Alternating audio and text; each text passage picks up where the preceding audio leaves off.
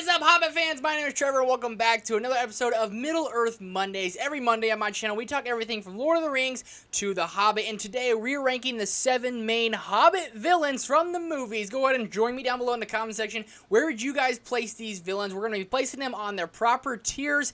And if you guys have any ideas or anything you want me to talk about for Middle-earth Mondays, make sure to comment all of those down below. And with that said, let's go ahead and get right on into it. First up, starting with our tiers, we have amazing, then we have great, then we have good, then we have meh, then we have bad. And these again are like the 7 main villains. There's actually only really 6 main villains throughout these movies, but I included one who's technically on the good side, kind of. We'll get to him in a second. And first up, we have Smaug. Definitely the main antagonist throughout the whole film. It's like the dragon under the mountain, and Smaug is gonna have to go in the amazing tier.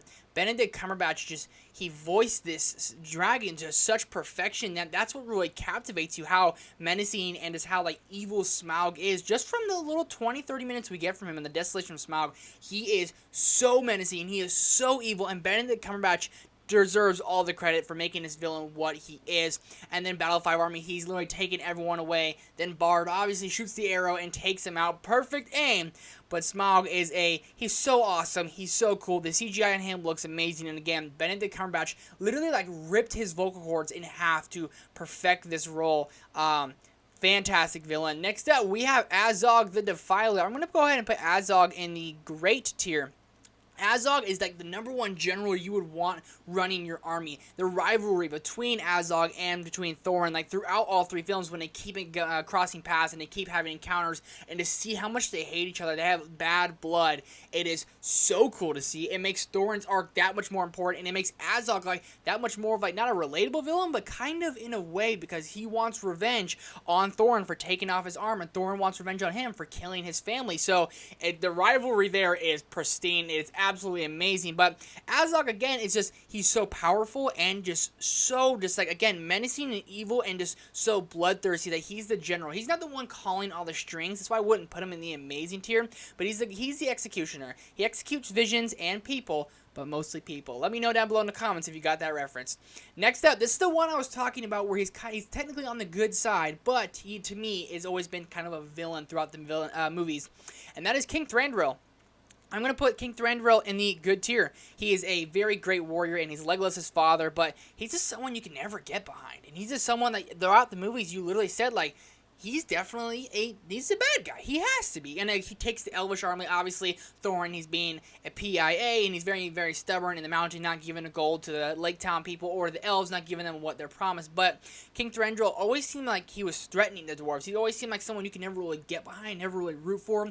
And Legolas and Tauriel obviously loved Keely, but Legolas was in love with Tauriel, and he just did not approve of it whatsoever. But King Thranduil, very, very good fighter, a very, very good general, always cared about what was best for his people, but definitely always a little bit too selfish, and we just never really thought he was on the good side. You're like, I don't know whose side he's on, but he's gonna kill anyone he sees. Next up, we have Alfred. Oh my gosh, Alfred's gonna go in bad, and Alfred's definitely just an annoying. He's like a pest. He's like when you're trying to sleep and the flies flying around is roaming. He's an annoying bastard. That's all he is. And Alfred is just such a coward, and then he's always going around to whoever's king, whoever has power. He's going to go over there, try to be their helper. And then he has no honor. He has just like nothing about him speaks courageous or anything. And there's even a scene where he starts dressing up as a woman so he can get away, not have to go fight, and start stuffing gold in his blossom, and it's hilarious. But Alfred's definitely there just to kind of be there and kind of just be that annoying guy. Next up is Bolg. I'm going to go ahead and put Bolg in the good tier as well. Bolg is definitely like Azog is like under the Necromancer, and Bolg is under Azog. So Bolg again though, very powerful. Bolg is definitely very bloodthirsty with Azog. They both want to kill Thorin. They both want to like lead, and they want to go and kill everyone they can. But Bolg and Legolas, they had a little rivalry in there too, from Desolation of Smaug to even Battle of the Five Armies. When they face off, it is some epic battle. It's a very, very epic fighting. And Bolg is, again, very powerful, a very great warrior. Gave Legolas some adversity to deal with. We never saw Legolas deal with adversity like he did when he fought Bolg. And it was terrible to see Legolas bleed, but you do not make Legolas bleed, because he'll come for you, he'll slice your head off, and it's a very, very epic rivalry they have throughout the 3 movies, or technically 2 movies, but Bolg, again, very, very powerful. He kills Keely, almost kills Tauriel, and it's just breaks your heart. God dang it, it breaks your heart. Next up is the Necromancer, who is technically like the shadow of Sauron. It definitely like foreshadowing, hinting at like how he's gonna try to come back in the Lord of the Rings movies. Why they need to bring a power. Anyways, I digress. I'm gonna put the Necromancer in meh.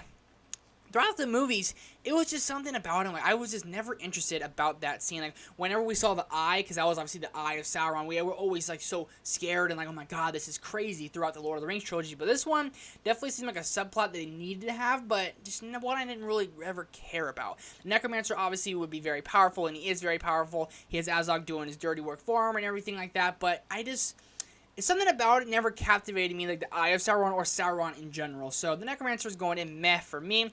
And last up is the Great Goblin in the Misty Mountains, the Great Goblin, the Goblin King, if you want to call him that. We're going to put the Goblin King, I'm going to put him in meh too, because he's not in the movies very long. He has a very funny last line, obviously, when the Thorn, and they take out the Goblin Cleaver, the Goblin Sword has killed thousands and thousands of goblins, but Gandalf comes in, and the Great Goblin was like, what are you going to do now, wizard? And he just slices his belly, and he's like, that'll do it. It's super duper funny, but other than that, he does not have a big role throughout the movie, so I'm going to put him in the meh tier as well. So that's definitely going to do it for our 7 main villains throughout the Hobbit franchise. If you guys think I forgot a villain, make sure to comment down below, let me know. Maybe I just forgot, but these are the ones that I found that I thought should go on the tier. Let me know if you guys have any recommendations for Middle Earth Monday episodes. I love talking Middle Earth. I could do it every day if I could.